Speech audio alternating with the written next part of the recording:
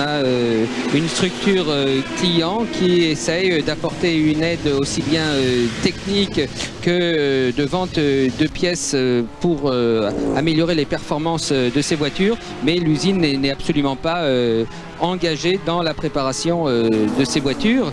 Et la voiture 333 de Sigala dont vous parliez est une voiture type IMSA, et l'IMSA est une série américaine importante aux États-Unis où Ferrari a remporté le titre l'année dernière et est en tête de ce championnat en 1995. Alors nous serons souvent à bord de voitures japonaises, car tout à l'heure Gérard disait que c'est un événement considérable, cette course reprise dans le monde entier, et notamment au Japon, où il y aura beaucoup d'heures de retransmission en direct, presque autant, même peut-être plus que sur France Télévisions. Kilomètres de parcouru, il en reste donc pratiquement 4900 à faire. Il y a du chemin encore à faire. On a vu Massimo Sigala qui sortait de sa voiture, apparemment c'est terminé. Il y avait une anecdote d'ailleurs pour la première participation, je crois des 905 ici même. Il y avait Keke Rosberg qui était descendu de sa voiture, qui était sorti. Oui, c'était en 1991. J'avais appelé ça à l'époque les 4 heures du Mans, parce que j'étais sûr qu'on ne pourrait pas faire une course de 24 heures.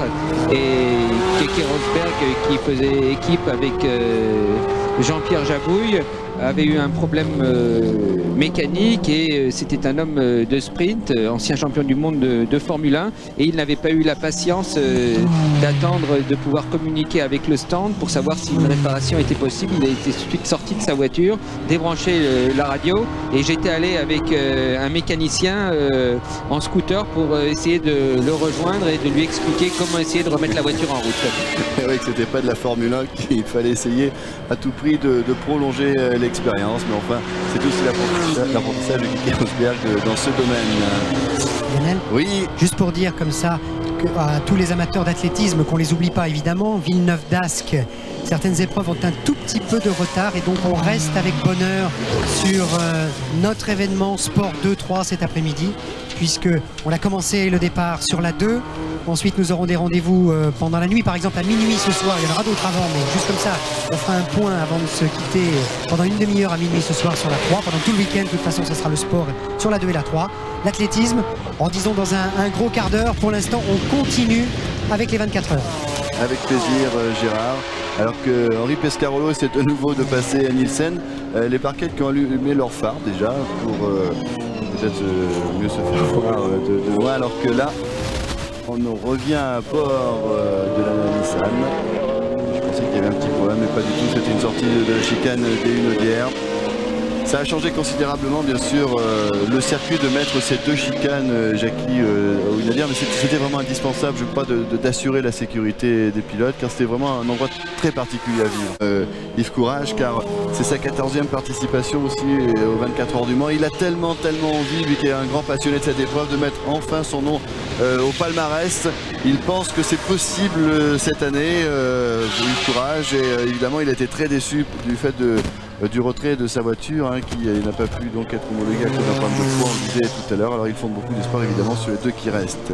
Il faut remarquer, Lionel, que la McLaren numéro 49 de Nielsen et Mas est en 3e position, mais déjà à 1 minute 31 après 11 tours, donc ça montre les écarts très importants, et ça montre aussi l'hécatombe qu'il y a eu parmi les voitures de tête, puisqu'elle était partie en 6e ligne, donc en 11e ou 12e position, et elle se retrouve 3e après à peine 40 minutes de course. Beaucoup de rebondissements en c'est vrai assez peu de temps, donc une édition qui promet, car on voit que les voitures pour l'instant ont envie de rentrer dans ce qu'on peut appeler le rythme de croisière de la course, mais qu'il se passe beaucoup de choses et qui ça évolue. 51, c'est Bell qui est juste derrière Nielsen. C'est une autre McLaren qui est juste devant la WR et la crémaire de Nielsen. La crémaire de Boutsen qui remonte au classement, qui est parti très loin.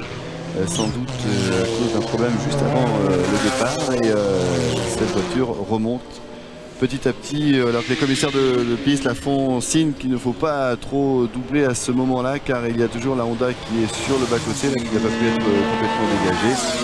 Donc attention. Ok, Lionel, Gérard? Oui, on va se quitter pour l'instant. Le meeting d'athlétisme de Villeneuve d'Ascq